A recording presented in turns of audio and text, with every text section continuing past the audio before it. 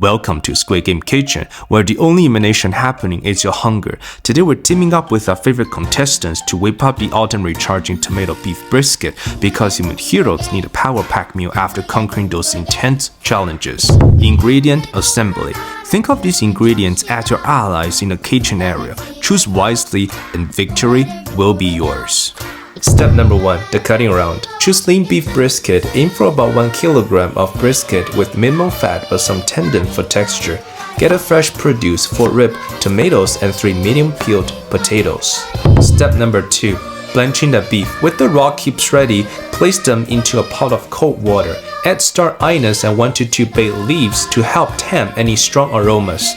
Bring the pot to a rolling boil over medium heat, then skim off any foam that emerges. Allow the meat to blanch for a few minutes to expel impurities. Drain the water, set them aside. Step number 3. Searing the tomatoes. Heat a drizzle of oil over medium heat, then carefully add the tomato wedges. Watch them sizzle and gently release their juices, forming a bright, tangy base. You're not cooking them fully yet, just coaxing out that vibrant flavor. The secret? Lightly fry the tomatoes, but don't let them burn. We want them softened around the edges so they melt beautifully with the beef. Step number 4. Combine beef, veggies, and aromatics.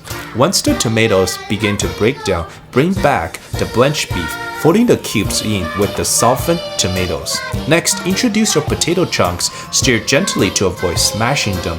2 to 3 teaspoons of Korean barbecue sauce poured in, swirling together with the tomatoes. A dash of soy sauce and a sprinkle of sugar follow. Too much sauce and we risk burning. Too little and we lose the smoky sweet magic. Trust your instincts and keep moving. Step number 5. The advent of slow simmer. Crank up the heat to bring the pot to a gentle boil, then immediately lower to a quiet simmer. Cover the pot, letting the contents stew for 40 to 60 minutes. Lift the lid only once or twice to give it a light stir and check the progress. Midway through, taste the broth, adjust with salt or sugar if needed. This is the patience test. Don't rush, but don't wander off either. Keep the pot at a lower simmer so the flavors fully infuse without turning our potatoes to mush.